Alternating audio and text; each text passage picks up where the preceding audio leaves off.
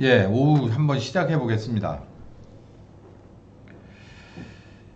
조선왕조의 폐기물을 그냥 끌어안고 있었어요. 반만년의 폐기물을 끌어안고 있다가 정말 전 세계 어디서도 희망 없는 나라가 분명했죠. 그러니까 오죽했으면은 왕이 예? 왕이 나라를 팔아먹고 비싼 값 쳐달라고 해서 잘 받아서 그렇겠습니까? 그리고서 버려버린 나라 아니에요.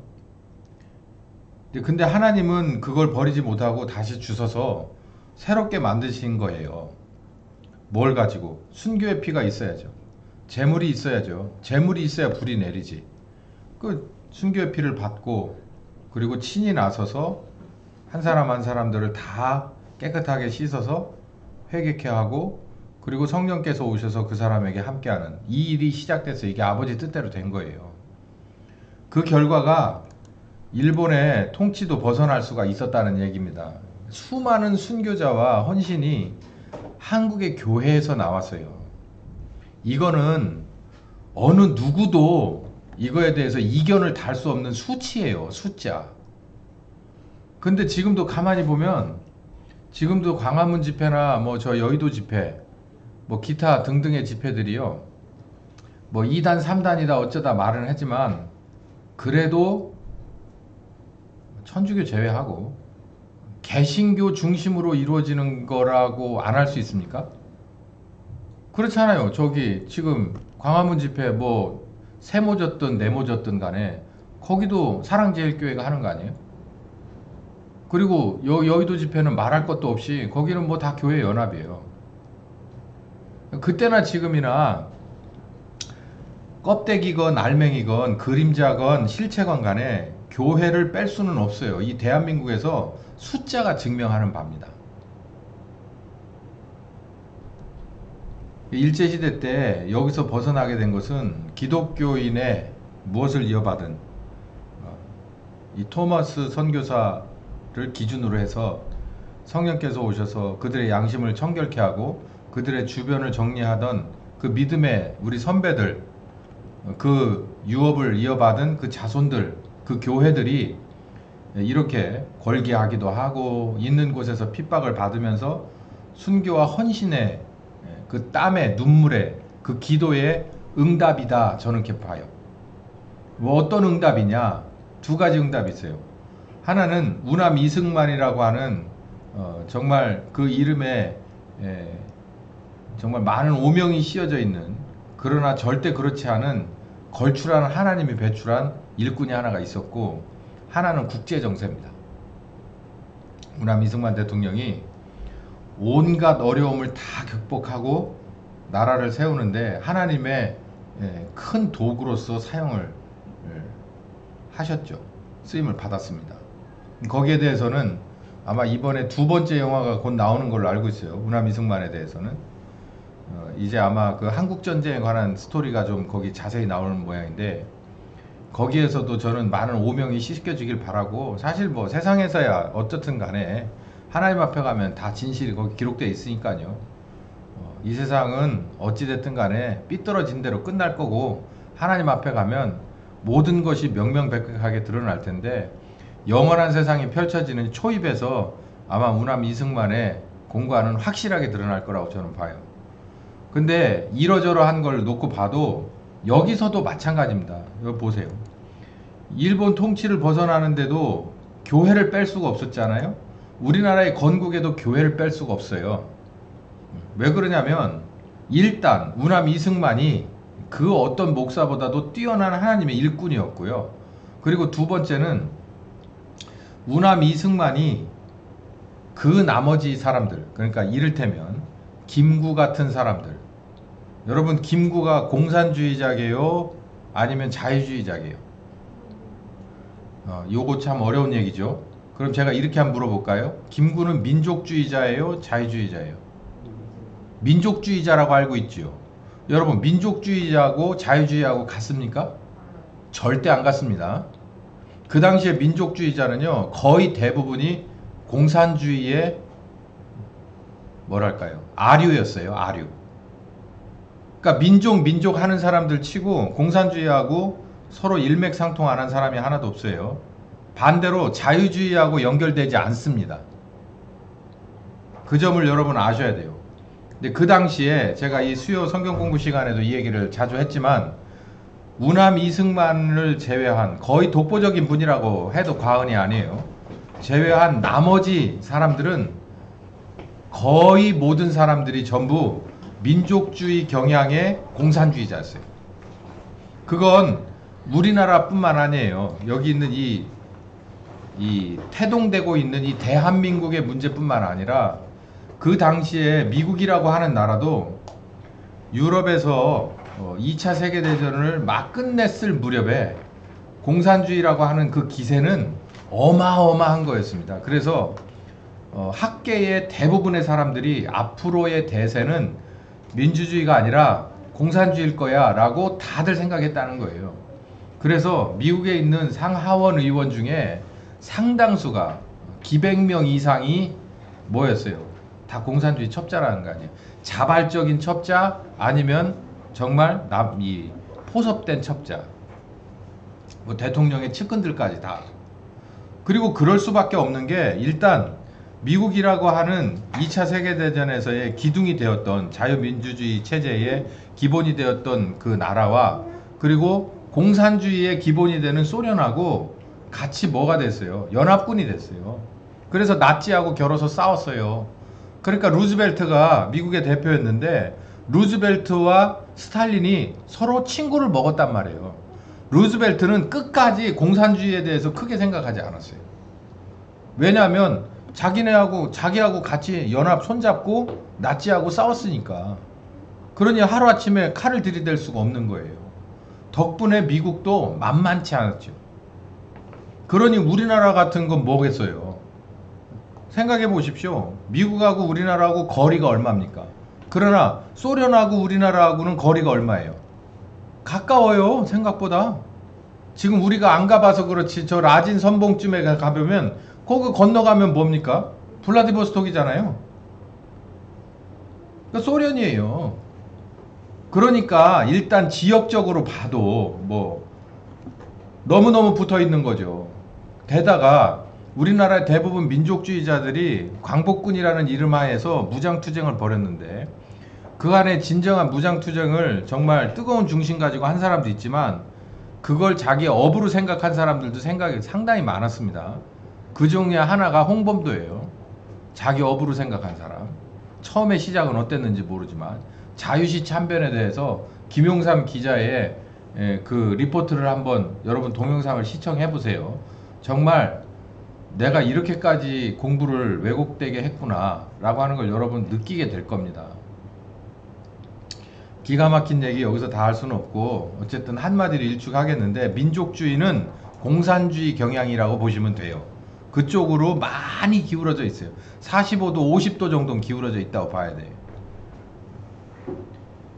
그 중에서 그냥 놔뒀으면 그냥 국제정세도 그랬고 미국도 뭐 소련에 대해서 그렇게 긴박하게 생각을 안 했으니까 우리나라는 대부분의 트였다는 지식인이나 뭐 군대에서의 지휘관들이나 아니면 기타 뭐 세계 정세를 보는 줄 아는 웬만한 식견이 있는 사람들은 대부분 유럽에서의 이 지식인들도 앞으로는 공산주의가 대세가 될 거고 전 세계는 공산주의 연합으로 통일될 거다 이렇게 봤다는 거 아니에요.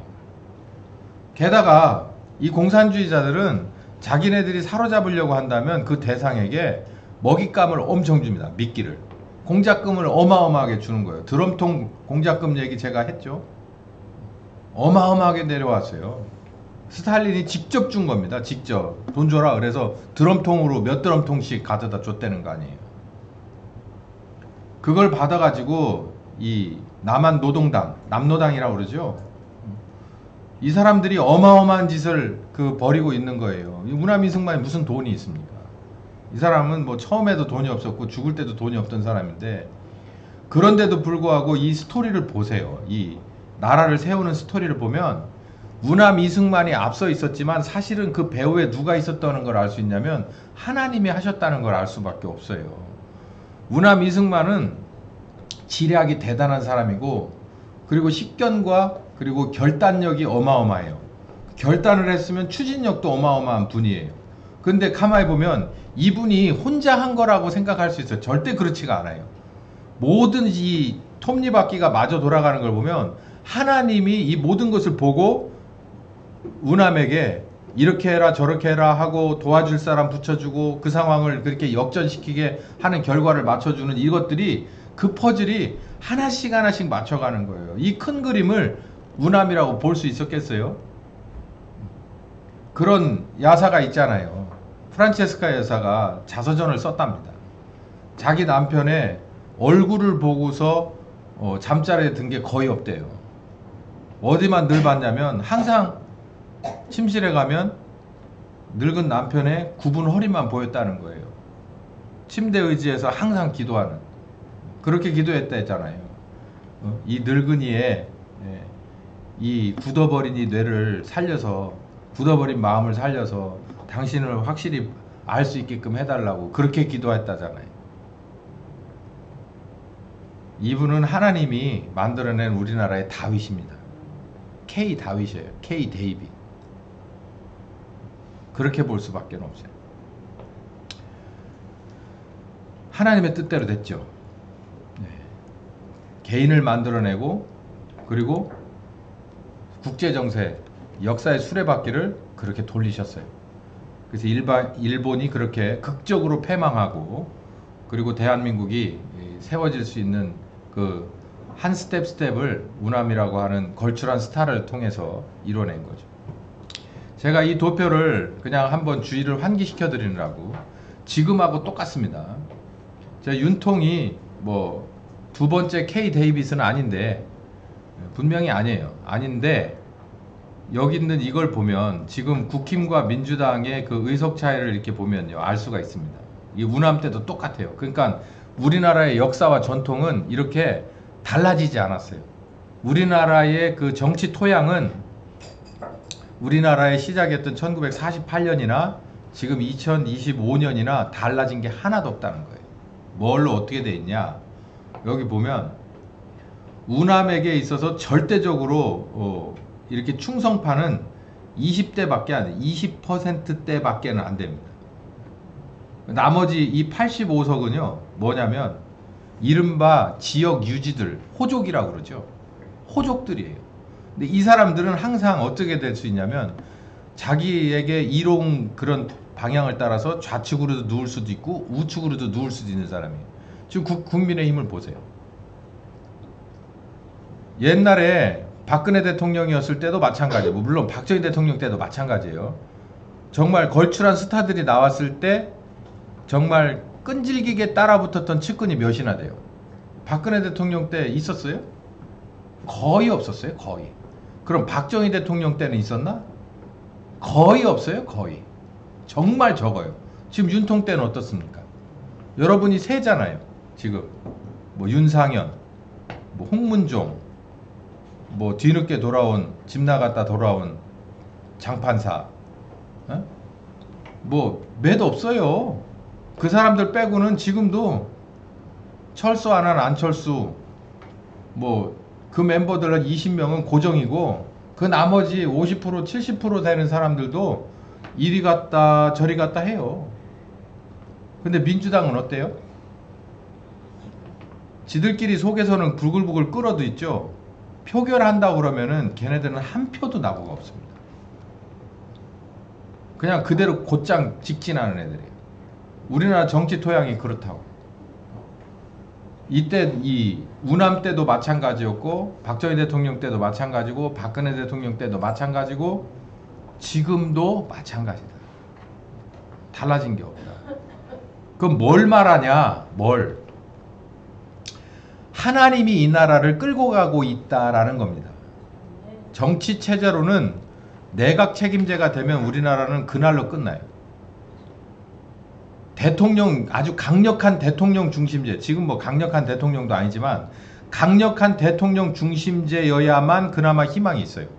왜? 하나님이 내가 예를 들어서 5명의 대통령들이 지나가는데 그 중에 4명은 그냥 별거 아니고 뭐 그 중에 하나는 정말 못쓰게 생겼고 그런데 마지막 하나 대통령만 하나님이 보내놓으면 그 사람이 다섯목을 할 수 있기 때문에 그래요.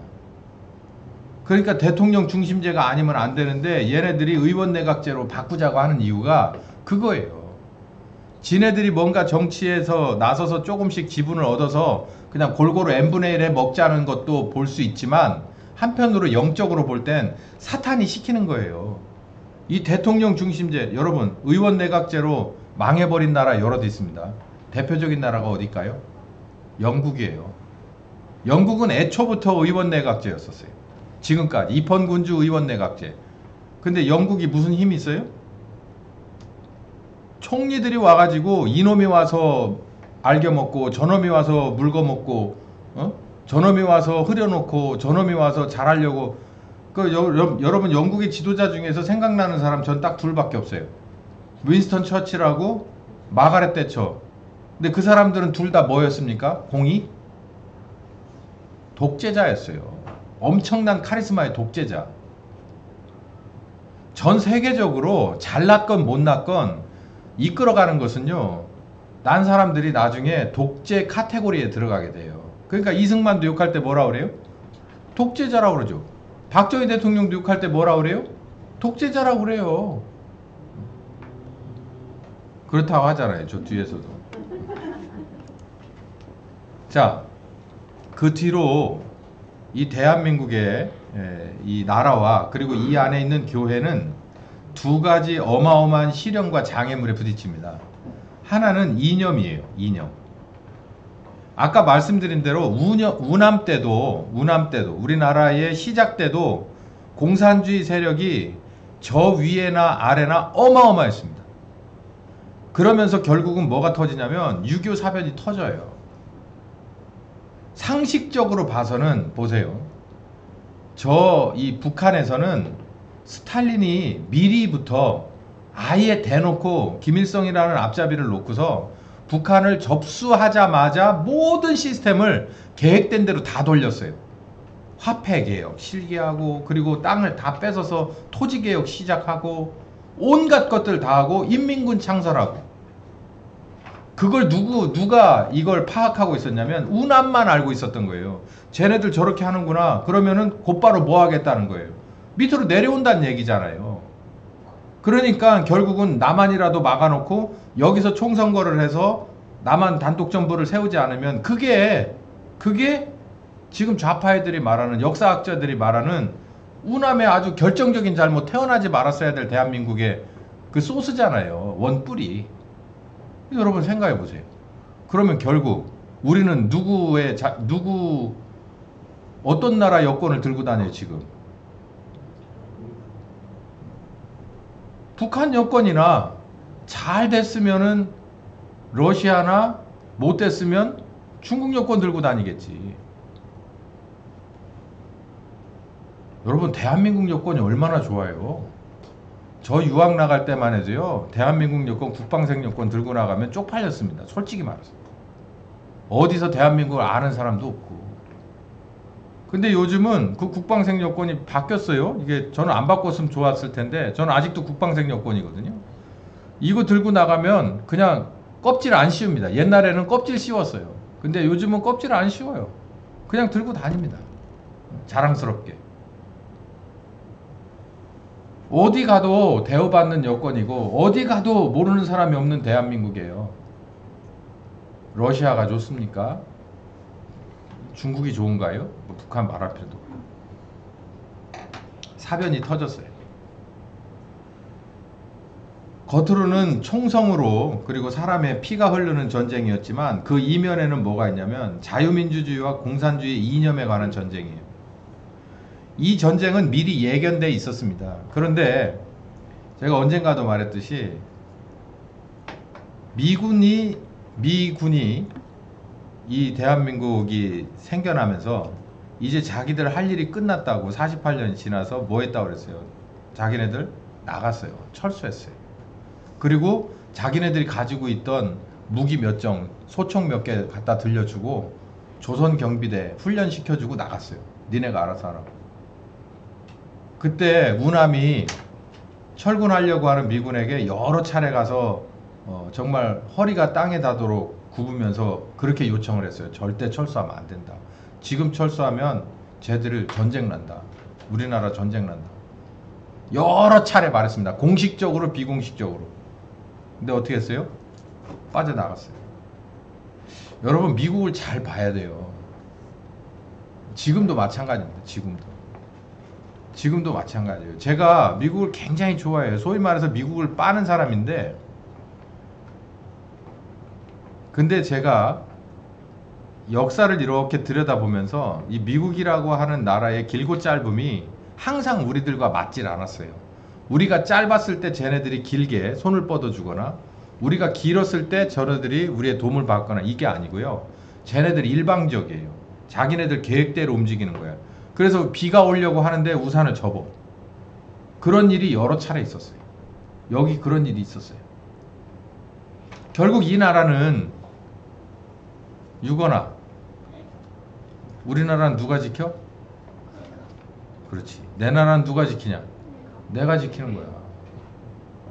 다른 나라에 의존하면 돼, 안 돼? 안 돼. 내 나라는 내가 지키는 거야. 전쟁이 일어나고 나니까 뭐 결국 여러분 아시다시피 우여곡절을 겪고 뭐 한 3년 반 만에 이제 휴전이 되는데요. 전쟁이 모두 끝나고 나서 남은 건 폐허밖에 없고, 그리고 사람들의 마음속에 두 가지가 생깁니다. 하나는 뭐였을까요? 멸공입니다. 멸공. 멸절시켜버리자 공산주의, 요 얘기거든요. 왜 그랬을까요? 그건 당연하죠. 전쟁을 겪어서 몇백만이 사상을 입었잖아요. 그러니 뭐 이건 말할 필요 없이 모든 국민이, 간첩을 제외한 모든 국민은 멸공사상이에요. 그게 우리 어렸을 때까지 뭐 거의 빨간색 글씨로 학교에 다 써 있었어요. 멸공, 방첩. 수상하면 다시, 이상하면 다시 보고, 수상하면 뭐 하자? 신고하자. 1번, 새벽에 산에서 내려오는 사람.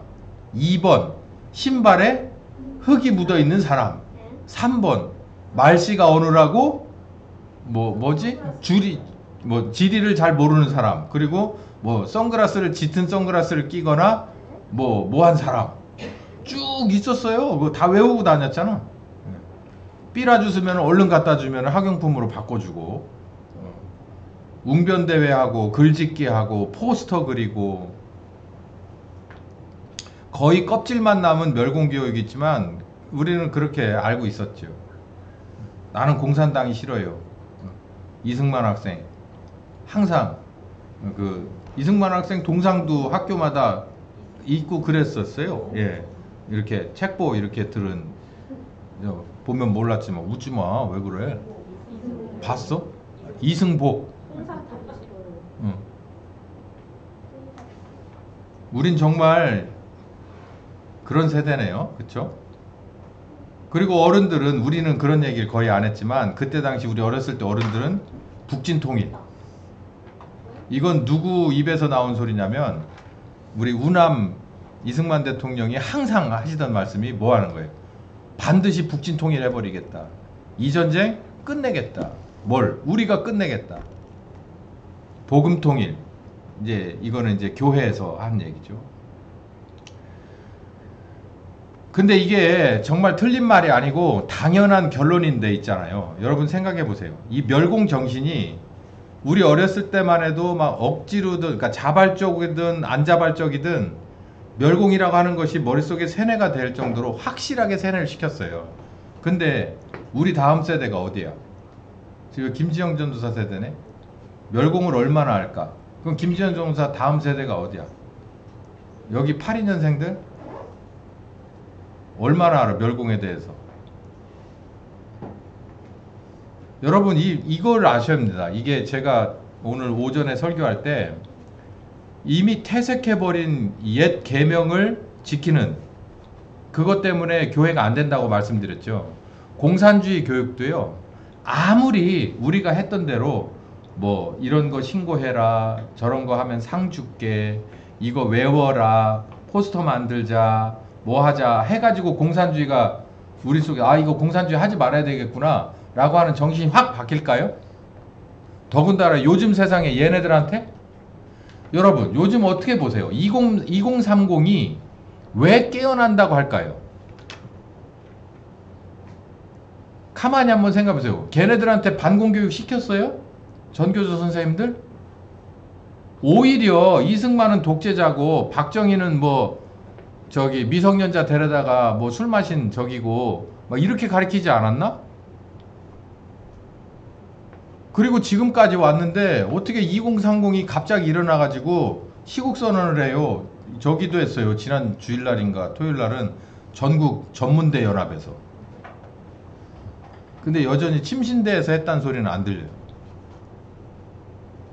전문대만 또 못한 거 아닌가 모르겠어요. 어떻게 해야 이게 이 멸공 교육이 그럽니까? 이 뒤에 가서 이제 잘 살아보세요 30하국이 나오는데요. 어떻게 해야 2030이 깨어나는 거예요? 그러니까 2030이 깨어났다 소리 하니까 윤 대통령을 윤버지라고 하는 거예요. 아버지 앞에다 윤을 넣어서 윤버지라고. 우리를 깨어나게 가르쳐준 아버지라고. 2030 애들이 도대체 뭘 보고 깨어날까요? 그러면 여러분 2030 그렇다 치고 얘네들 지금 10대도 안 된 얘네들은 어떻게 해야 이 멸공을 가르쳐 줄까요 여러분? 얘네들한테 멸공이 뭔지를 가르쳐요. 어떻게 빨간 글씨로 막 포스터 막 고딕체로 막 해가지고 거기다 막 색깔 칠하고 막 이렇게 하면 멸공이 가르쳐 질까요? 2030이 어떻게 해서 깨어났을까를 생각해 보면 답이 있는 거예요. 강제로 얘네들한테 공산주의는 나쁜 거야, 공산주의는 나쁜 거야 라고 얘기한다고 그래서 얘네들에게 멸공이 그게 흔적은 남아있지만 오래가질 않아서 그냥 녹아 없어집니다. 근데 우리나라에 이 전쟁을 몸소 체험했던 분들한테 공산주의 하면 지금도 바르르 떠는 거예요. 당해보지 않은 사람은 모른다고 바르르 떠는 거예요. 그러면 그렇다고 우리가 전쟁을 할 수도 없는 일 아니에요. 전 이렇게 말씀드려요. 요만한 어린애 돈 아니면은 완전히 좌익 40대든 이 사람에게 멸공교육을 시키는 것은 멸공이 뭐다라고 하는 이념을 가르쳐 줄 게 아니에요. 자유가 뭐고 이 공산주의가 뭐다. 그러니까 어떤 것이 너는 옳다고 보느냐 이렇게 가르쳐 줄 게 아니라 뭘 가르쳐 줘야 되냐면 성경을 가르쳐 줘야 됩니다. 성경. 진리를 가르쳐 줘야 돼요. 왜냐하면 진리 안에 뭐가 들었어요? 자유가 들어있어요. 진리 안에. 진정 공산주의보다 더 무서운 건 죄의 사슬입니다. 공산주의 안에서도 1%, 2%, 뭐 10%의 상위급들은요. 그냥 먹고 살아요. 좀 아쉽긴 하지만. 그 사람들은 공산주의 안에 어느 조직 안에서 어느 사회 안에서도 저 위로 올라가면 그냥 얽매이지 않습니다. 그냥 웬만하면 받아들이고 살만해요. 근데 어떤 사회든 열린 사회든 폐쇄적인 사회든 독재국가든 완전한 자유민주주의 사회든 어디든 죄의 사슬은 모두 묶여 있어요. 그래서 이 죄의 사슬이 얼마나 무서운 거고 이 결박을 풀어내는 이 진리가 얼마나 우리에게 소중한가를 가르쳐주면 분별력이 생겨요. 분별력. 그래서 뭘 자기가 짚게 되느냐면 아니 생각을 해보세요. 자유민주주의가 좋아 공산주의가 좋아. 그러면 이 자유민주주의가 좋은 거를 100번 1000번 설명할 수 있죠. 이유를. 근데 이걸 경험하기 전까지는 모른단 말이에요. 경험하기 전까지. 이런 사람 빼고 이 공산주의 선전하면서 먹고 사는 직업 선동꾼 빼고 직업 통일운동가 빼고 그냥 평범한 사람에게 진정한 자유가 무엇인지를 가르쳐주면 공산주의는요 절대 하지 않습니다. 우리나라 2030은 나면서부터 세상적인 자유가 완벽한 애들이었어요. 우리 세대는 완벽하진 않았어요. 우리 위보다는 그래도 자유를 만끽한 세대지만 조금 어려운 점들이 있었어요. 제약이 있었어. 근데 제가 난 애들이 지금 2030이잖아요. 우리 애들 가만히 보면 나면서부터 거의 없었어요. 저같이 모난 이 아빠를 만났어도 그치 코스코를 갔는데 오랜만에 계단으로 이렇게 둘이 나란히 커트를 밀고 내려갔어요. 여보 이 카트 위에 태연이 싣고 가던 때가 엊그제 같은데 그래서 둘이 이렇게 쳐다보고 웃었어요. 근데 벌써 그놈들은 다 어디로 날아갔대? 그러면서 막 가다가 내 생각에 그게 딱 기억이 났어. 이렇게 장난감이 이렇게 있는데 저 장난감을 보고 우리 애들은 저 장난감 사달라고 막 그냥 막 뒹굴뒹굴하고 막 그러진 않았잖아. 그러니까 우리 집사람이 이렇게 쳐다보더니 그랬다간 지혜비한테 뒤통수 한 대 세게 맞을 테지. 응? 그 지금 가만히 생각해 보니까 우리 애들은 뭐 사달라고 그런 적이 한 번도 없어요, 진짜. 그 앞에 가서 이렇게 들여다보긴 했지만 거기서 이거 안 주면은 못 가네 이런 소리는 한 번도 없었던 것 같아. 용납을 안 해줬으니까. 그러니까 저는 그래도 이렇게 각을 잡으려고 노력을 했던 그 애송이 아빠였는데, 그런데도 그 시대에 있던 2030들은 자유를 완벽하게 만끽하고 사는 애들이에요. 그러니까 걔네들 앞에다가 민주당이 지금 하고 있는 짓을 쭉 앞에다가 펼쳐놔 주니까 얘네가 뭐라 그러는 거예요. 어제 광화문 갔는데 광화문에서 나온 저 누가 2030이 깨어난 이야기를 해요. 그러더래요. 얘들이 왜 이렇게 깨어났는가 봤더니 니네 왜 윤통이 그렇게 좋으냐? 라고 했더니 윤통이 좋은 게 아니고요. 민주당이 하는 게 미친 거예요. 그래서 왜? 그랬더니 우리가 반장 선거를 해도 이렇게는 안 하는데 그래서 내가 헉 하고 한 거예요. 아, 초등학교, 중학교, 고등학교 반장 선거를 해도 그 얘네들이 그걸 아는 거예요. 그런데 지금 이 나라 선거가 이런 식으로 돌아간다? 그러니까 얘네들이 조직이라고 하는 건 학창 시절에 애들 그 학교 조직밖에 없잖아요. 근데 학교 조직에서도 얘네들이 옳고 그름은 지네들끼리 판단할 수 있는 지적 능력이 충분하다는 거예요. 근데 세상이 도대체 왜 이래? 이렇게 되는 거예요. 그러니까 40대, 50대들은 그냥 그게 세상이야 그러고 받아들이거든요. 근데 20대, 30대는 그걸 못 받아들이는 거예요. 왜? 왜 그래야 되는데? 이렇게 되는 거예요. 완전 쓰레기잖아. 이렇게 되는 거예요. 그러니까 얘네들이 대학에서부터 일어나기 시작하는 거예요. 이거 완전 쓰레기 새끼들이잖아. 이러고. 제가 말씀드리잖아요. 우리나라의 멸공교육은 전쟁 때 전쟁을 경험한 세대는 이미 배웠어요. 그러면 이 밑에 세대들에게 전쟁은 야 아빠가 이거 경험했거든, 할아버지가 경험했거든, 이렇게 가르쳐 줄 일이 아니었어요. 이때부터 뭐가 소외되냐면 하나님이, 교회가, 진리가 소외되기 시작하는 거예요. 왜냐하면 내가 가르쳐 줄 줄 아는 내가 공산주의는 내가 앞서 나가서 참전한 용사인데 내가 공산주의 못 가르쳐 주겠어? 여러분, 그분들이 나와서 여기 올라갈 때마다 마이크 잡습니다. 광화문 올라갈 때마다. 근데요, 듣기도 싫어요. 왜 그런 줄 아세요? 아무 감흥이 없어. 왜냐하면 그거는 당신의 경험이지 내 경험이 아니잖아요. 근데 저는 분명히 알아요. 뭐가 옳고 뭐가 그른지를. 왜? 저는 성경을 알기 때문에. 저는 진리를 알기 때문에. 진리를 가르쳐줘야 진정한 자유를 애들이 알고요. 그 자유를 알아야 정말 엉거매는 죄의 속박과 그리고 이런 이념의 속박이 어떤 건지를 분별해낼 수 있는 거예요. 근데 그렇게 했다 못했다. 못했다. 함몰돼 버린 거예요. 모두가 이 멸공이라는 거에 다 함몰돼 버렸어. 뭣도 교회도 목사도 성령님만 우두커니 밖에서 쳐다보고 있는 거예요. 그러니까 한때는 전후에 한때는 교회에서 월남하신 목사님들이 큰 교회를 많이 세웠으니까 저 수도권을 중심으로 유명한 목사님들이 내려와서 그러니까 뭐 툭 건드리면 멸공이죠. 툭 건드리면 누구 말 맞따라 툭 건드리면 멸공. 멸공 얘기를 교회에서 할 필요가 없는 거예요. 그걸 정말 잘 써먹었죠. 지금 국민의힘 엄청 써먹었지. 지금도 교회에 있는 할아버지 할머니들은 다 멸공이니까 저렇게 광화문에 나와가지고 저렇게 있는 거예요. 그 물이 아직도 들어있는 사람들. 근데 그 밑에 세대들은 그거를 인정하지 않잖아요. 자, 두 번째, 잘 살아보세요. 멸공도 좋은데 우리가 당장 시래기국도 못 먹는다. 제가 그랬잖아요. 우리는 못 먹어도 되는데 얘네들 줄 게 없다고 생각을 해봐요. 정말 상상이 됩니까, 여러분? 냉장고에 아무것도 없어. 열어봤더니 아무것도 없어. 얘네들 줄 게 없어. 엄마 나 배고파. 그러면 이거 어떡하냐고 이거를. 우리 윗세대는 그걸 견디면서 살았지만 우리가 상상을 해보니 이건 정말 끔찍한 거라고 표현보다도 더 심각한 문제 아닙니까? 그러니까 이거 우리 애들 세대에는 이런 세대를 주지 말자. 그래가지고 잘 살아보자고 사람들의 욕구가 완전히 정말 충만해서 넘쳐 흐르던, 뭐든지 잘 살 수만 있다면 이런 준비되었던 때가 언제냐면 제3공급 때예요. 우남이 하야하고 불과 한 1년 정도를 내각 책임제로 2공화국을 끌어갔습니다. 그러다 그 꼴을 보고 있다가 결국 군부에서 일어난 게 박정희 대통령인데요. 왜 일어났습니까?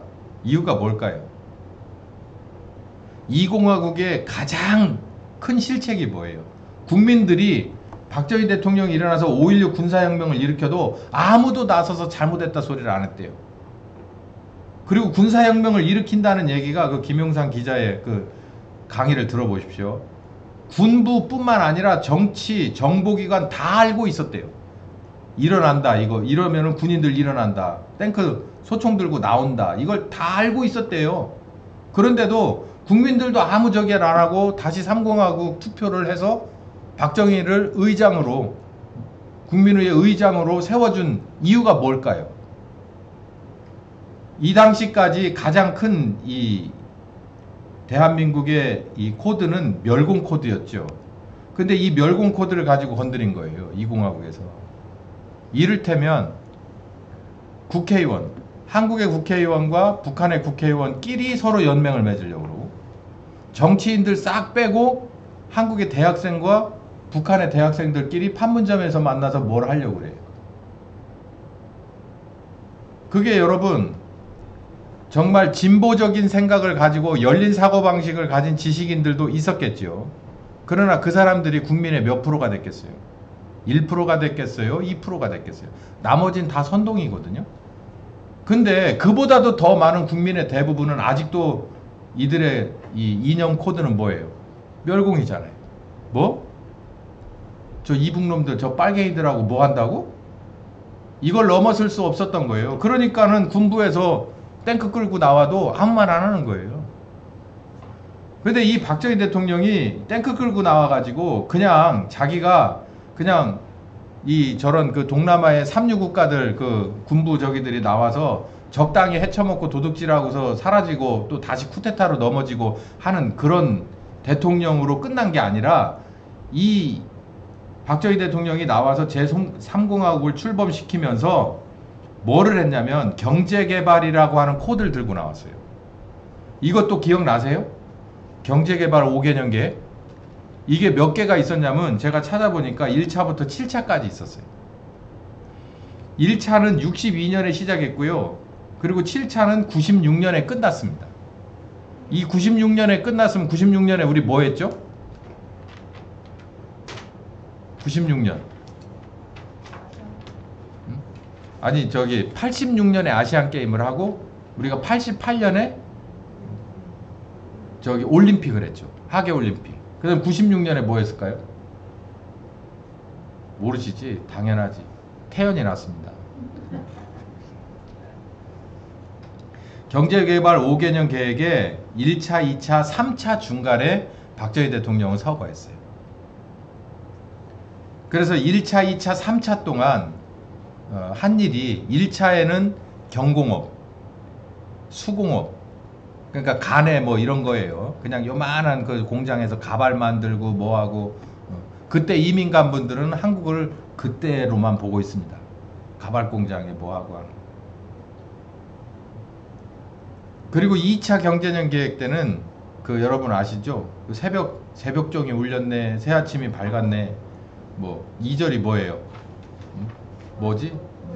초가집도 없애고 마을길도 넓히고 새마을 운동을 했어요. 그리고 3차로 들어가서 이제 총 맞고 돌아가실 때는 우리나라의 중화학공업, 포항제철, 뭐 맨 마지막에 하신 게 뭐예요? 저 서산 ABC 방조제 그거 완공식 하고 와서 그날 저녁 때 술 한잔 먹자 그러다가 이제 거기서 사고가 났죠. 이 경제개발 코드를 들고 나와서 이 두 번 반, 한 3번 정도까지 지켜보고 나머지 4차, 5차, 6차, 7차는 누가 하게 되냐면 여러분 아시는 전두환 대통령이 7년, 그 다음에 4년 누가? 노태우 대통령이 5년, 그 다음에 김영삼 대통령이 이렇게 끌고 가죠. 그러다 결국 98년에 IMF가 왔죠. 그래서 정말 잘 먹고 잘 살게 됐습니다. 잘 살아보세요 해가지고 정말 잘 살아요. 지금 우리나라가 96년에 7차 경제개발 끝날 때 GNP 목표가 10,000불이었대요. 근데 지금 얼마게요? 30,000불이 넘는다 그러죠. 그럼 일본하고 우리하고 누가 더 잘 살게요? 우리가 더 잘 산대요. 우리 모두는 그걸 인정하고 싶지 않아요. 우리가 일본보다 잘 산다는 걸 우리 그냥 평범한 사람들은 에이 안 그래. 잘 사는 사람들은 잘 살아요. 근데 평균 내보니까 우리가 일본보다 잘 산다는 거예요. 상상해 보셨어요? 삼성 워크맨이 소니 워크맨보다 더 나을 거라고 생각해 보셨어요? 그냥 극명한 예예요. 소니 워크맨이 90년대 초반에 완전히 그게 전 세계적인 정말 제일 좋은 거였거든요. 그거 어떻게 하다가 옆에다 이렇게 차고 다니는 애들이 있었습니다. 옛날에. 예, 소니 워크맨 그 큰 걸 여기다 차고 다녔어요. 지금 보면은 말도 안 되지. 이거 허리 디스크 오게 생겼는데, 근데 보면은 삼성 건지 소니 건지를 먼저 봐요, 애들은. 근데 어떻게 하다가 소니 거를 차고 있는 애를 보면은 너무너무 좋아 보여요. 그 차고 있는 애 허리도 이뻐 보이고 전체가 다 좋아 보여. 그러던 때가 있었는데 지금은 웬만한 가전제품 일제 않습니다. 일제라고 더 좋게 봐요? 아니죠. 삼성 거죠. LG도 좋고. 그렇게 바뀌어 버렸어요. 이게 기본적인 토대를 이 성장과 실용주의를 가지고 나왔던 박정희 대통령이 놓은 건 사실이에요. 자, 아까 멸공 코드를 인위적으로 교육해서 된다고 그랬어요? 안 된다고 그랬어요? 안 된다고 했어요. 잘 살아보세도 마찬가지입니다. 정말 보릿고개 뭐 상상할 수도 없지만 보릿고개를 지나오신 분들, 또 취업이 안 돼가지고 막 버스 2번씩 3번씩 타고 다니면서 월급 정말 말도 안 되는 그 월급 받아가지고 사글세빵에서부터 막 이렇게 갔던 그런 분들은 잘 살아야 돼 라고 하는 것을 압니다. 예? 퍼세식 화장실, 공동 퍼세식 화장실을 쓴 사람이 뭘 아느냐면 개인 수세식 화장실을, 더군다나 비대 있는 수세식 화장실을 쓰는 게 정말 얼마나 고마운 일이고 잘된 일이고 정말 행복한 일인지를 알아요. 근데 얘들을 알까요? 잘 살아봐야 된다는 걸 알까요? 그러면 얘네들을 잘 살아봐야 된다는 걸 알려주려면 어떻게 하면 될까요? 저한테 한 달만 보내시면 됩니다. 저한테 한 달만 보내면 집에 가가지고 나 잘 살아야 될 것 같아 충분히 되거든요. 그렇게 안 되잖아요. 못 하잖아요. 그러니까 하나님도 그렇게 안 하세요. 그럼 우리는 어떻게, 특히 구약시대는 그렇게 했어요. 이스라엘이 오르락내리락 하면서 배웠습니다. 내가 하나님 앞에 잘못하면 이렇게 얻어 터지는구나. 또 그러고서 극복하려면 결국 하나님 앞에 똑바로 서야 되는구나. 그러다 또 해이해지면 또 그렇게 오르락내리락. 그게 구약인데 신약시대는 그렇지 않아요. 신약시대는 진리가 가르칩니다. 진리가. 여러분 보세요. 이제 더 이상 우리나라는 잘 살아보세요 가르칠 상황이 아니에요.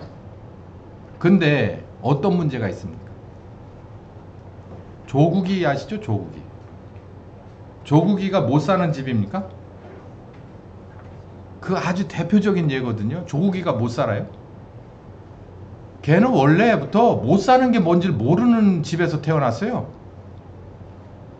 그러니까 우리네 애들처럼 얘네들이 굶어봤어요. 옷을 못 입어봤어요. 뭘 못 해봤어요. 그런 거예요. 그렇게 태어나고 지 직장이나 지 와이프 직장이나 애들 키우는 데서 전혀 저기가 없어요. 그런데도 뭐 했어요? 애들을 키우려고. 말도 안 되는 불법을 합법이라고 우기고 끝까지 갔잖아요. 그래서 지 와이프도 가고 저도 가고. 나와서도 아마 별로 달라지지 않을 거라 봅니다.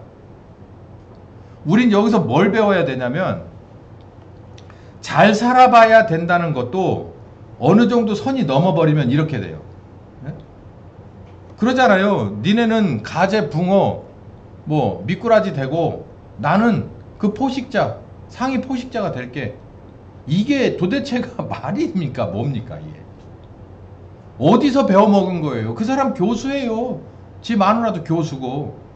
어디 책에 그런 책이 어디가 있어요? 그게 맞습니까? 근데 도대체 생각도 없고 양심도 없는 것 같아요. 왜 그럴까요? 뭔만 남았냐면 없이 살던 시대에 잘 살아보세는 본능이었지만 잘 살고 있는 사람이 더 잘 살아보세 하는 것은 타락이에요. 타락. 지적인 타락이고 성적인 타락이고 그리고 모든 사회와 국민 앞에 그리고 인류 앞에 타락입니다. 교회도 여기에서 다 함몰되어 갔어요. 교회도 당시에 이 경제개발 5개년 계획과 이 발을 맞춰서 뭐에 들어갔냐면 교회도 성장해야 된다라고 하는 데로 들어갔어요. 왜냐하면 그 당시 목회자들이 굶는 것이 일이었고 자식들이 정말 찌질이 고생하는 게 일이었어요. 그래서 야 이거 이렇게 살아서 되겠냐? 하나님의 그런 거룩한 사역을 하는 목회자들이 교회를 이렇게 해서 되겠어? 성장을 시켜야겠다라고 이름하여 거룩한 실용주의. 이건 제가 만들어낸 거거든요. 이름. 실용주의는 교회와 맞지 않아요. 이건 비성경적이에요. 세상은 실용주의예요. 근데 이 성경은 실용주의라고 하는 게 나오지 않습니다. 절대 나오지 않아요. 합리도 없어요. 성경은. 근데 이 거룩한 실용주의에 빠져서 뭐 때문에? 교회가 성장해야 된다.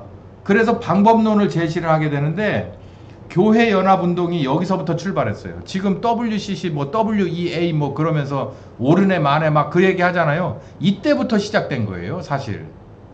연합운동이 가만히 보세요. 뭐 김삼환 목사, 뭐 여의도 순복음교회 이영훈 목사 이런 사람들 다 자유하지 않잖아요. 지금. 왜 그래요? 그 사람들 교회가 작아요?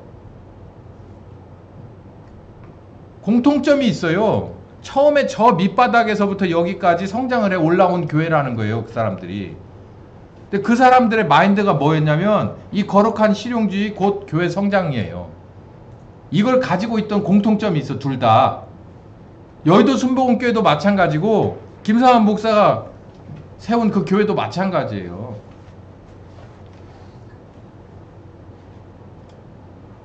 정치와 딱 맞아 돌아갔어요. 그러면서 진짜 원하는 대로 됐습니다. 왜? 교회가 커졌으니까 목사도 캐파가 커진 거죠. 커진 거예요. 당연히 커지겠죠. 교회가 커졌는데 목사도 커지는 거죠. 당연히. 이름도 커지고 사례비도 커지고 차도 커지고 항공비도 커지고 다 커지는 거예요. 지경도 넓어지고.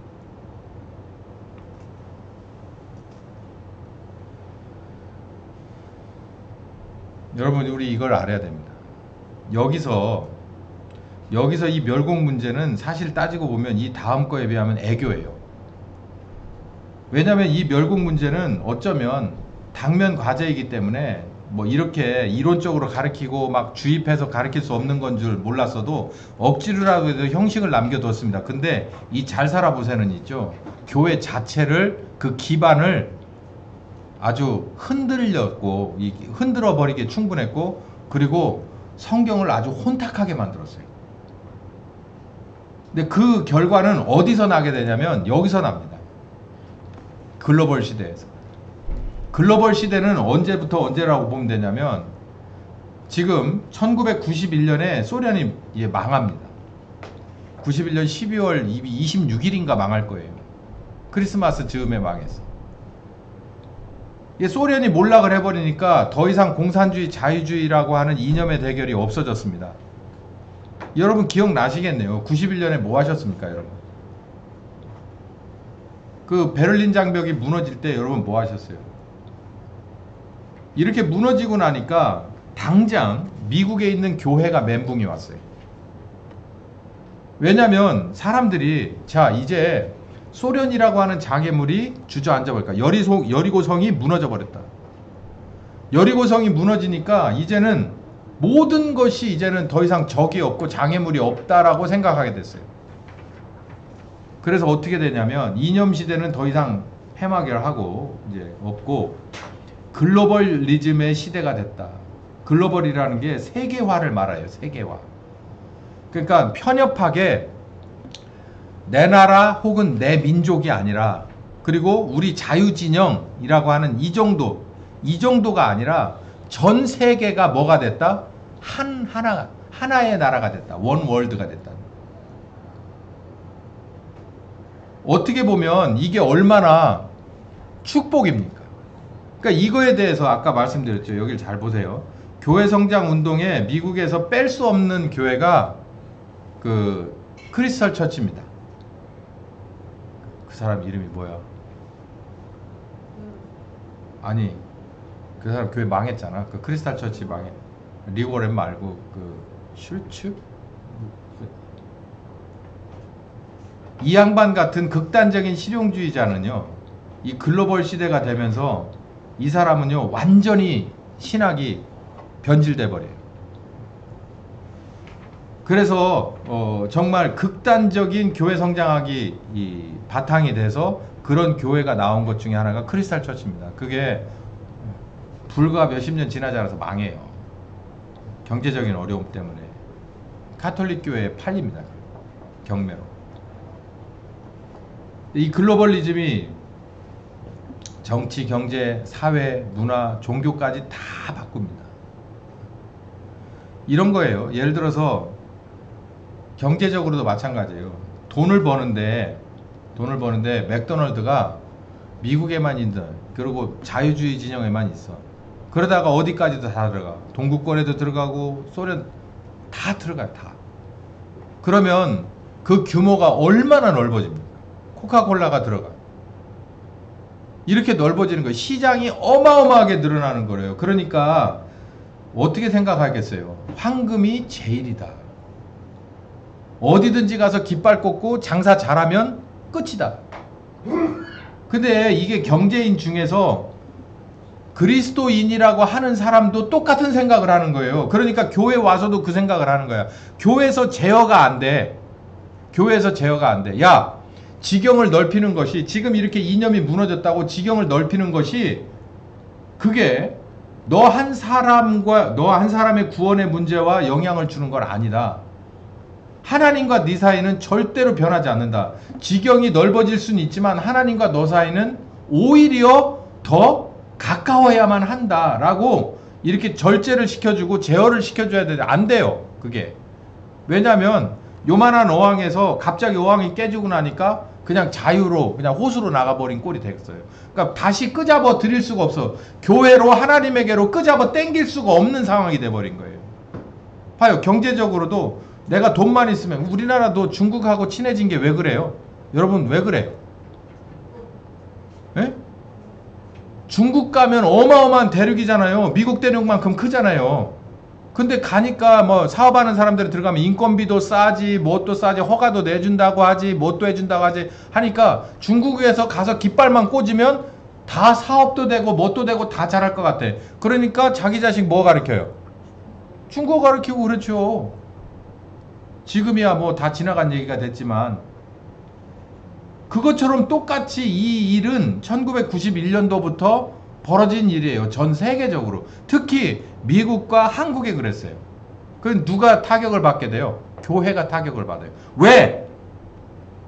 우리나라의 6.25 사변이 끝나고, 그리고 우리나라의 3공화국 때도 교회가 하나님의 뜻대로 갔으면 괜찮아요. 하디가 말했던 것처럼 성령님이 나와 함께 하셔. 오늘 하루도 성령님이 나와 함께 하시는 성령님의 날이어야 해. 이렇게 어떻게 보면 고리타분하다고 할까? 어떻게 보면 속 좁다고 할까? 어떻게 보면 정말 무슨 재미로 살까? 무미건조하다고 할까? 그 삶을, 임마누엘의 삶을, 그게 내 최고의 분기시고 내 최고의 자유라고 생각하면서 6.25 사변이 끝난 멸공 이념도 분별할 수 있었어야 되고, 그리고 3공화국의 그 배고픔도 그걸로 이겨낼 수 있었어야 돼요. 목사님 무슨 궤변이 그렇습니까? 제가 여기로 가볼게요.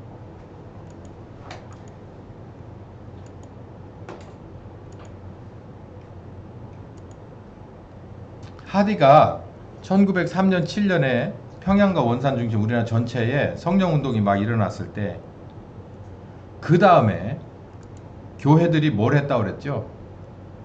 자기의 가정을 바꾸고 자기 주변과 사회와 그리고 나라를 바꾸기 시작했어요. 뭘 받으면서? 핍박과 순교하면서. 그러니까 하나님이 어떤 일을 하셨다고 그랬죠? 일본이라고 하는 나라를 사슬을 끊어버리고 우리를 풀러서 뭐를 만들어 주셨다고요? 우남이라고 하는 사역자를 보내서 대한민국을 만들어 주셨다고 그랬어요. 만약에 이 기세를 계속 가지고 가서 6.25 사변을 극복하고 이 안에서 다시 한번 하나님의 나라와 하나님의 뜻을 꿈꾸었다면 대한민국이 어떻게 됐을까요? 하나님은 어떻게 우리에게 해주셨을까요? 역사의 가정은 없어요. 3공화국에 내가 이 애들한테 이 가난을 물려주기 싫어서 정말 그 뜨거운 중심을 가지고 그럼에도 불구하고 하나님이 원하시는 나라와 하나님의 뜻을 꿈꾸는 헌신과 순교와 그 고통과 눈물과 기도가 계속해서 이어졌다면 어떤 식으로 됐을까요? 우리나라에게 하나님은 어떤 식으로 풀어갔을까요? 지금 과연 이렇게 풀어갔을까요? 글로벌 시대처럼? 박정희 시대는요, 이분은 신자가 아닙니다. 전혀 몰라요. 우남과는 전혀 다른 세계의 사람이에요. 이 양반은 많은 것들에게 우리에게 긍정적이긴 하지만 뭐가 빠진 사람이냐면 아주 기본 핵심이 빠져요. 개념이 빠진다고. 그냥 따지도 말고 묻지도 말고 그냥 잘 살면 되는 거예요. 근데 여러분, 우리가 성경에서 따지도 묻지도 말고 그거 아니잖아요. 뭐라 그랬어요, 예수님이? 너희는 무엇을, 이방인들처럼 너희는 무엇을 먹을까 입을까 마실까를 구하지 마. 먼저 그의 나라와 그의 의를 구해. 성경하고 완전히 다르잖아요. 야, 배고프냐? 보릿고개냐? 그러면 나가서 초가집도 없애고 뭣도 없애고 그냥 연합을 해서 새마을 운동을 하든 뭘 하든 해서 나가서 돈이라도 차관이라도 빌려오고 머리라도 깎아서 가발을 만들어 팔든 어쩌든 해서 장사를 하고 그 돈을 벌어서 중공업 공장을 만들고 길을 트고 해서 돈 벌어먹고 살면 되지.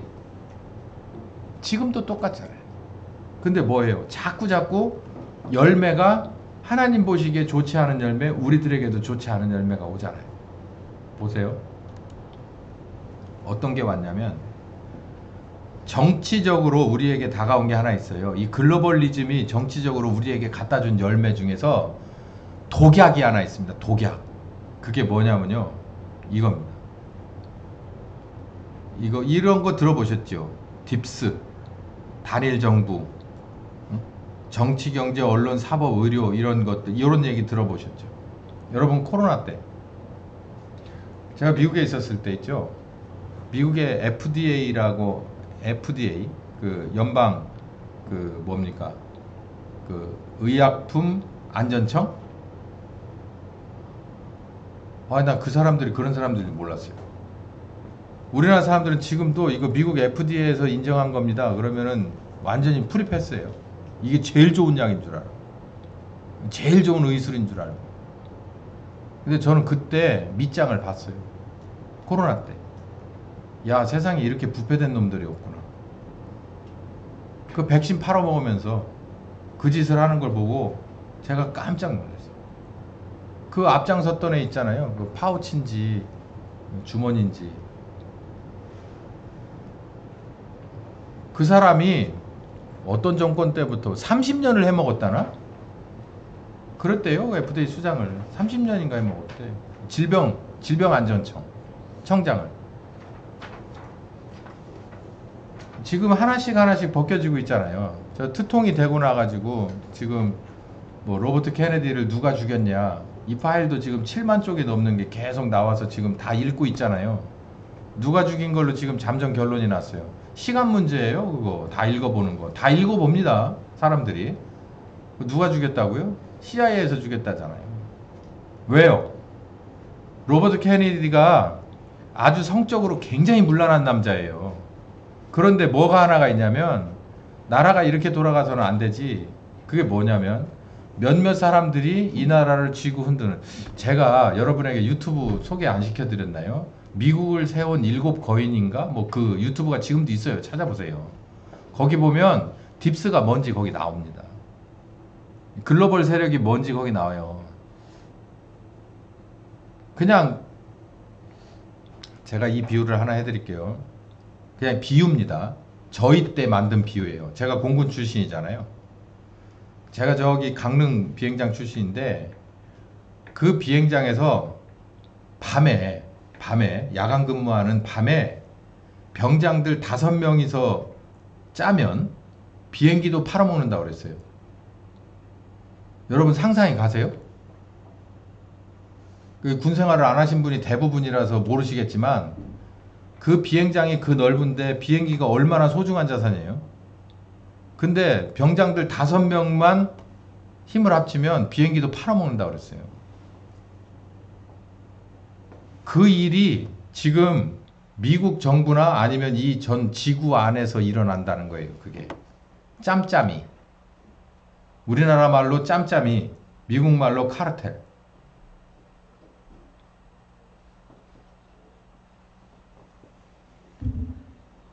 특히 우리나라 사람들처럼 건강에 민감한 사람들, 병원 가서 그냥 모든 것은 복종하고 마는 사람들, 아무리 뭐해도 의사가 뭐하라고 그러면 그냥 죽는 신용까지 하는 사람들, 그런 사람들한테 아주 비싼 값에 의료 기술이나 약을 팔아먹을 수 있죠. 그냥 이건 황금, 그냥 황금알을 낳는 거위잖아요. 너무 복잡한가? 두 번째는 이들의 정치와 경제, 이 사회, 문화 문제 중에서 우리가 지금 교회에서 절대로 못 벗어나고 있는 게 하나가 있어요. 그게 뭐냐면 PC입니다. 여러분 이런 거 들어보셨어요? DEI라고. 이건 상식인데요. 다양성, 포용성, 형평성의 약자예요. 이 DEI가 미국의 엊그제 대통령이 바뀌기 전까지 그들의 국시였었어요. 그래서 뭐 성전환 자든 뭐든 여자든 남자든 말할 것 없이 성전환 자든 뭐든 다 할 수 있어야 되고, 할 수 있는 걸 넘어서서 쿼터제를 줬어요. 그래서 미군 그 해군 그 부산 해군 대장 부대장 그 사람은 여자인데 트랜스젠더였다고 하잖아요. 그런 것도 한두 번 본 거 아니잖아요. 그러면서 성혁명을 일으켜서 가정을 깨려고 하는 것이 어디서 왔냐면 글로벌에서 왔어요. 아이고 이거 너무나도 갭이 큰데 왜 어디서부터 이렇게 벌어졌냐면 첫 번째 단계, 두 번째 단계에서 교회가 힘을 잃어가기 시작했어요. 하나님의 뜻에서 벗어나기 시작했어. 그러니까 3세파님은 끝난다고 글로벌 시대가 온 거예요. 그러니까 철저하게 공산주의라고 하는 것에 함몰됐던 교회, 뭐 대한민국의 교회에서 그 당시 대부분이지. 그 다음에 대한민국의 교회 중에서 뭐 90% 이상은 잘 살아보세 교회 성장운동에 들어갔던 교회. 글로벌 시대가 되니까 어떻게 돼요? 완전히 빚을 이루고 힘을 잃어요. 그래서 어떻게 됐냐? 글로벌 시대 교회가 아까 PC 문제 얘기했잖아요. 교회에서 정치 얘기 금지합시다. 이것 때문에 지금 국대떡볶이 김상현 대표가 지금 완전히 발작 버튼이 눌렸죠. 얘기를 왜 못해? 그러면서 어디 한번 해보자. 그러고 그냥 발끈하고 일어나서 내 그럴 줄 알았는데 이정훈 교수, 지금 목사, 그 사람하고 아주 이제 전면전이 붙었어요. 그러니까 이정훈이라고 하는 사람이 김상현이라고 하는 사람의 입을 자물쇠를 채워놨던 사람이더구만. 원래 김상현이 뜬 게 문재인은 공산주의자 해가지고 뜬 사람이잖아요. 근데 그 피에라에 한다는 그 이정훈이가 데려다가 세뇌교육을 시켜서 입에다 자물통을 채웠던 거예요. 그러다 이걸 극복하고 나와서 다시 이렇게 계엄 사태가 일어났는데도 요즘 본론이 나오더만. 오늘 아침에 읽어보니까 이정훈이가 자기한테 어떻게 했는지. 그래서 지금 이렇게 된 상황에도 저 사람이 입을 닫고 있고 오히려 광화문 세력은 이단이다 이렇게 얘기하는 걸 보고 저 사람 목사가 아니다라고 판단을 했다는 거예요. 그러니까 형사고소하겠다 이렇게 나왔어요. 봐요. 교회에서 정치 얘기 못하게 돼 있어요. 지금 제가 아는 한 정치 얘기 이렇게 쉽게 하는 교회 없습니다. 못해요. 두 번째, 아까 DEI 얘기했죠. 차별금지법 지금 계속 만지작 하고 있잖아요. 이거 우리나라. 미국 같은 나라는 거의 다 넘어갔고 뭐 트통이 올라왔지만 저거 쉽지 않습니다, 여러분. 저게 워낙에 깊게 박혀 있어서요. 쉽게 그거 뒤집어지지 않아요. 제가 늘 말하잖아요. 10년을 들어갔으면 10년을 나와야 된다고. 그나마 차질 없이 나왔을 때 빠지는 거라고. 그 대통령 하나가 4년 임기 가지고서 해결할 수 있는 문제가 아니에요. 저 문제는 켜켜이 쌓인 문제예요. 교회 본부는 사랑이라고 말해요. 근데 도대체 사랑이 어떤 종류의 사랑인지 정의도 안 해놓고 DEI 딱 갖다 대는 거예요. 그러면서 차별금지법. 말장난이잖아요. 제가 이 차별이라 부르지 말고 뭐라고 그런다고 그랬죠? 분별이라고 하라고 그랬잖아요. 차별이 아니라 분별. 에? 아니 똥하고 유거나 반찬에 엄마가 똥을 주고 계란 후라이를 줬어. 그러면 너 같이 먹을래? 똑같이 생각하고 어떻게 할 거야? 똥은 어떻게 해야 돼? 그렇지. 그걸 뭐라고 그러냐면 분별이라고 하는 거예요. 예? 그렇지? 애들도 다 알아요. 분별해야 되는 거. 이게 먹는 건지 못 먹는 건지 분별한다니까. 근데 우리는 왜 그걸 차별이라고 말하냐고요. 말장난이에요. 이게 PC예요. 말장난. 교회는 사랑이라며? 하나님은 사랑이라며? 그렇지. 그렇지 해버리니까 그 다음에 나오는 게 그럼 차별하지 마. 그리고 정교분리라며? 그러니까 교회 안에서 정치 얘기하지 마. 정교분리라고 하는 것은 밖에 있는 정치가 교회에 간섭하지 말란 얘기입니다. 그걸 아셔야 돼요. 누군가 얘기하거든 그래요. 밖에 있는 정치가 교회를 간섭하지 말라는 게 정교분리라고. 제대로 알아야 된다고. 세 번째, 교회 민주화. 제가 아까도 좋은 쪽으로 인용을 안 했지만 김삼환 목사님네 교회에서 그 김하나 목사가 세습을 하고 있다고 지금까지도 또 오정현 목사 교회에서 여러 가지 걸 가지고 뭐 그 교회 뭐 투명하지 못한 게 많으네 어쩌네 해가지고 지금도 법정 투쟁하고 양심 선언하고 1인 시위하고 난립니다. 여러분 이게 분별이 안 되고 그리고 제어가 안 되는 이유가 뭐냐면 교회가 이 글로벌 시대 넘어오면서 완벽하게 망해버린 것이 우리나라에는 역사가 이런 역사 이 두 가지 장애물들을 겪어오면서 교회가 교회답게 이 장애물들을 넘어오지 못했어요. 진리를 가르쳐주면서 분별력을 키운 게 아니고 먼저 그의 나라와 그의 의를 구하면서 내가 그 가난을 극복한 사람이 아니에요. 가난을 이기는 비결을 배운 사람들이 아니에요. 우리가.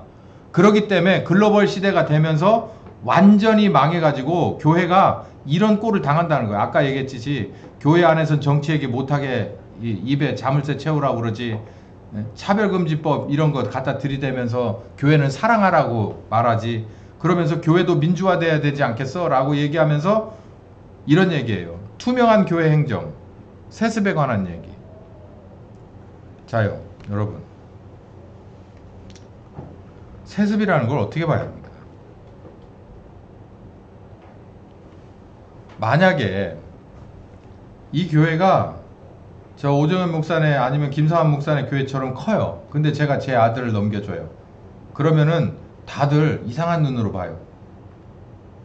근데 만약에 이 교회가 이런 건물도 없이 우리 옛날에 저 황토순 빌딩이나 아니면 저기 399처럼 아니면 저기 245처럼 거기처럼 생겼는데 그 교회를 누구한테 물려줄 사람이 없어서 생활비니 뭐니 해서 빚 똘똘 말아가지고 제 아들을 줬어요. 그러면 뭐라 그럴까요? 그것도 세습이야 나빠 그렇게 얘기할까요? 이거 미친 세상이에요. 아니 오정현 목사네 교회처럼 김상환 목사네 교회처럼 그런 데가 몇 군데나 돼요. 거기서 세습하는 사람이 10손가락에 꼽아요?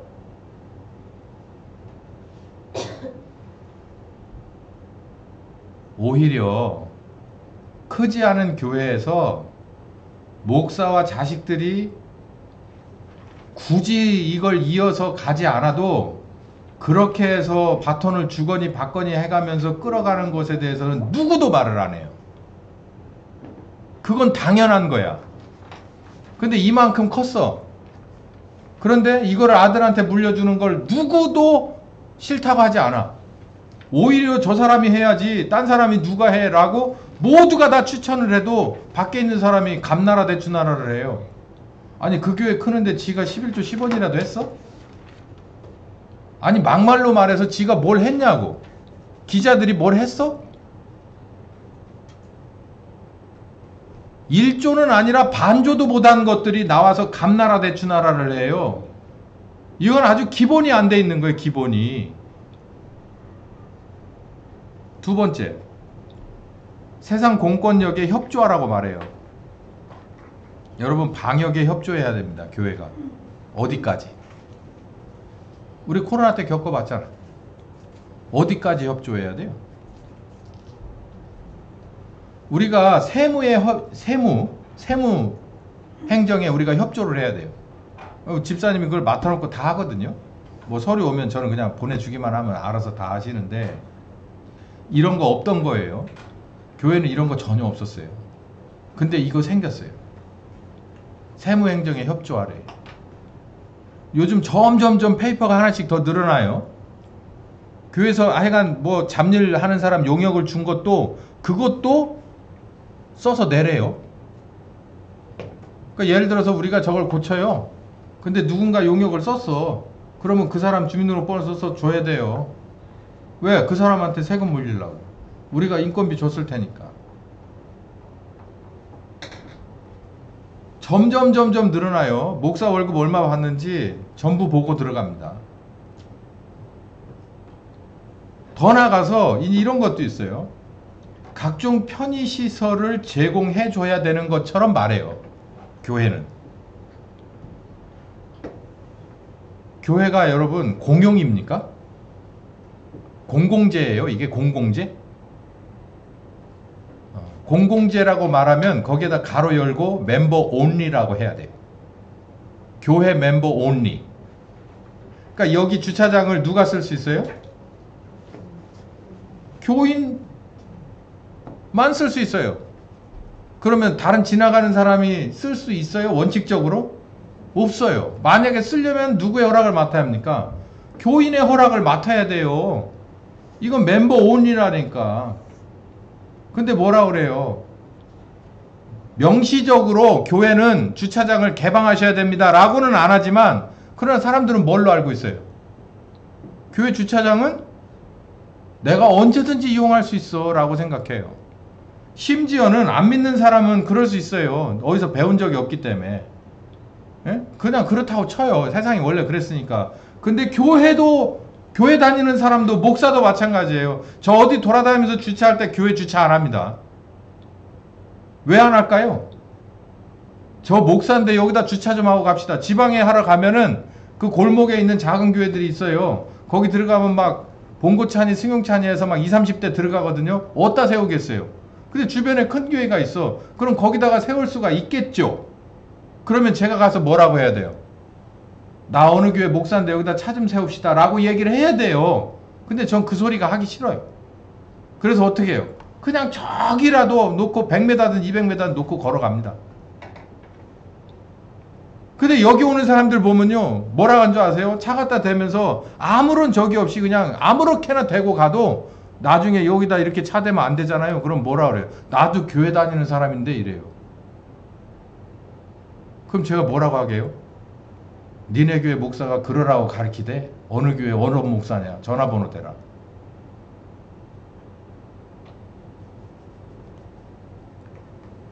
이게 왜 이렇게 됐어요? 아니 믿는 사람조차도 왜 이렇게 됐어요? 아까 말씀드렸죠. 우리나라 교회가 하나님의 뜻대로 오다가 중간에 세웠다고요. 우리들 스스로가 인위적으로 세웠어. 뭘 핑계대고. 우리가 전쟁이 났습니다. 우리가요 전쟁보다 더 심한 가난에 직면했습니다. 애들이 굶어 죽어요. 우리가 헐벗습니다. 이러다가는 하나님의 나라고 지랄이고 내가 먼저 죽게 생겼습니다. 이렇게 돼버린 거예요.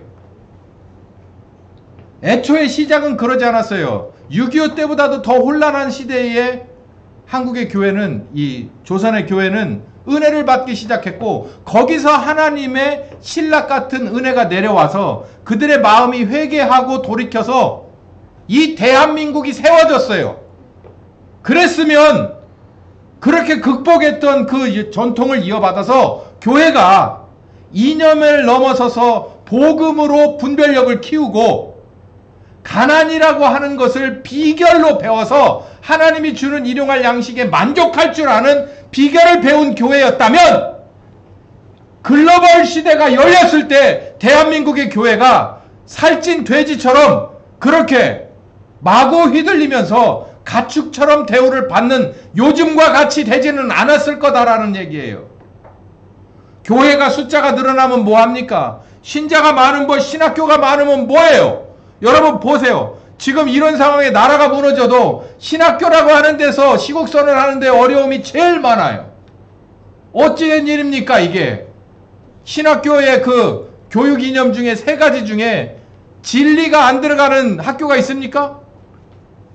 진리가 강같이 넘쳐 흐르는 데가 신학교라는데, 도대체 그 진리는 도대체 어떤 종류의 진리길래 나라가 이렇게 기울어져서 경찰까지 수입에다가 세울 수밖에 없는, 이렇게 기본이 아예 틀려져 버린, 완전히 뒤집어져 버린 이 나라에 입을 쳐 닫고 있는 거예요.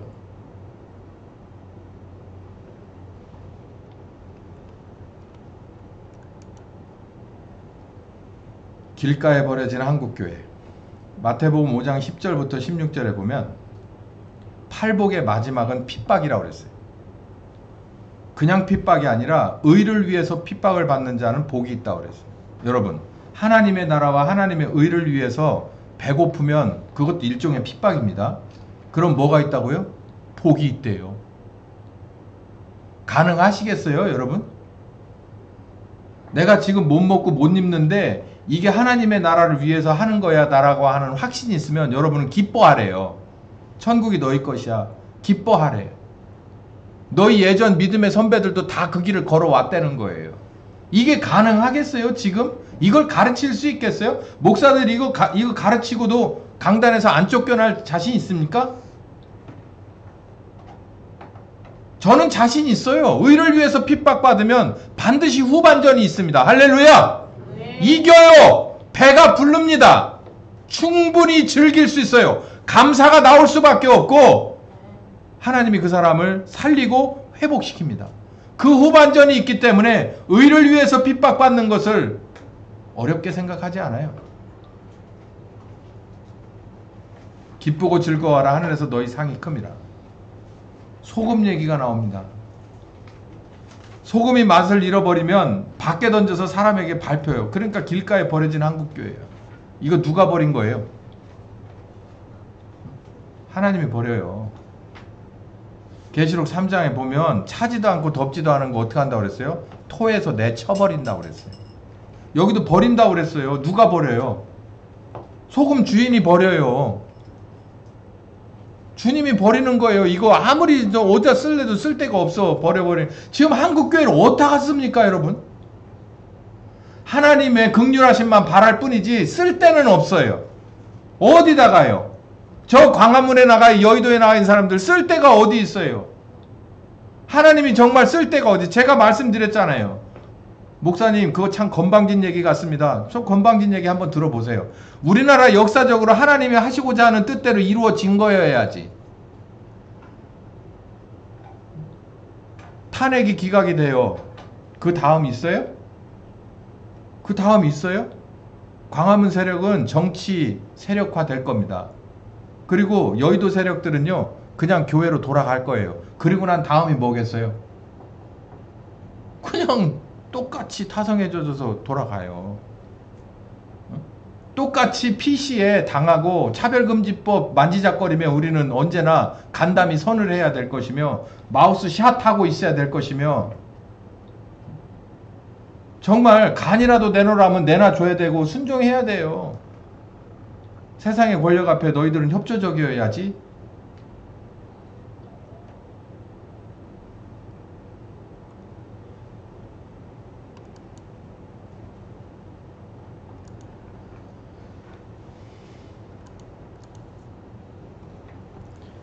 사도행전 5장 11절에서 14절에 예루살렘 교회와 우리나라 평양의 교회가 비슷한 면이 있었어요. 성령께서 충만한 교회는 이렇습니다. 그 교인들과 상종하는 사람이 없어요. 이게 상종하기 있으니까 완전히 저것들 못쓸 인간이니까 이런 게 아니고요. 쉽게 보는 사람이 아니에요. 쉽게 보지 않아요. 교회는 쉽게 보면 안 됩니다. 성도를 쉽게 보면 안 돼요. 목사를 불신자가 쉽게 보게 만들면 안 돼요. 어떻게 할 때 쉽게 볼까요, 여러분? 너도 나하고 똑같네. 그럴 때 그냥 넘겨 짚어버립니다. 근데 저 사람은 나하고 틀려. 교회는 그래야 돼요. 저 사람은 나하고 틀려. 저 기관은 우리 기관하고 틀려. 그냥 겉으로 본 게 아니라 가면 갈수록 우리하고는 완전히 방향이 달라. 완전히 맛이 달라. 저 맛은 절대로 구겨지지 않아. 희석되지 않아.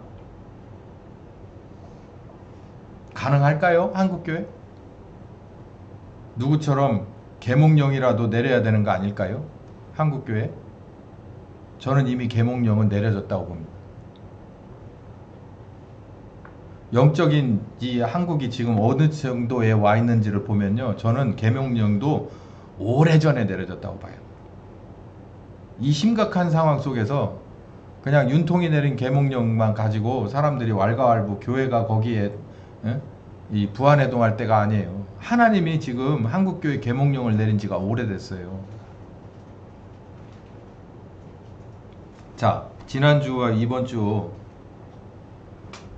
오늘 오후 예배 시간에는 제가 시사적인 얘기를 좀 많이 했습니다. 여러분, 우리의 믿음은 하나님 앞에 무형으로 약속으로 가고, 그리고 우리가 두고두고 살면서 하나님 앞에 무엇으로 갚아야 하냐면 행동으로 갚아야 합니다. 그걸 하나님은 좋아하세요. 그러다가 경우에 따라서는 핍박, 아까 말씀드린 대로 전쟁의 위협과 그리고 가난의 질병의 온갖 것들이 내게 장애물로 다가올 순 있어요. 그러나 하나님을 믿으면 모든 이름 위에 뛰어난 이름이고 이 세상 모든 만물을 발 아래 두신 그분을 믿는다면, 그 교회라면, 그 성도라면 우리는 극복해내야죠. 누구와 함께? 혼자가 아니라 성령님과 함께 극복해내야죠. 그렇지 못하고 인위적으로 이걸 극복해내려고 지나치게 교회가 해야 될 일을 안 하면서까지 반공교육, 교육에 몰두하고, 그리고 지나치게 먹고 사는 문제에 몰두해 버렸을 때 한국의 교회는 원하는 대로 등치는 커지고 머리는 커졌을지 모르지만 하나님께서 우리와 함께 하시는 데는 우리가 영적으로 완전히 깜깜이 장님이 됐어요. 무감각하다고. 영적으로 무감각해요. 아까 얘기했잖아요. 한국교회 계몽령은 내린 지가 한참이라고. 어떤 계몽령이에요? 네가 차든지 덥든지 안 하면 뭐 할 것이다? 내쳐버릴 것이다는 거예요. 어쩌면 이미 내쳐버렸는지도 모릅니다. 지금 교회의 위상을 볼 때 철저하게 짓밟히고 있습니다.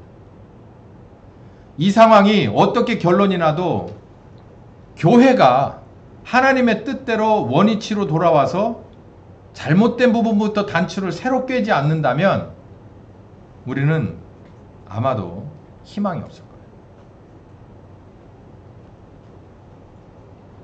기도하겠습니다. 감사하신 주님, 귀한 주님의 때를 기다립니다. 미리 알게 하시고 그리고 배우고 경험하게 하시고 훈련시켜 주셨으니 이제는 우리가 모두 정말 이 초대교회의 120명의 성도들처럼 전혀 기도에 힘쓰며 주님의 날과 때를 기다리는, 성령님의 오심을 기다리는 귀한 준비된 귀한 신부들, 그리고 사역의 파트너들이, 지체들이 다 되게 하여 주시옵소서. 예수님의 이름으로 기도했습니다. 아멘.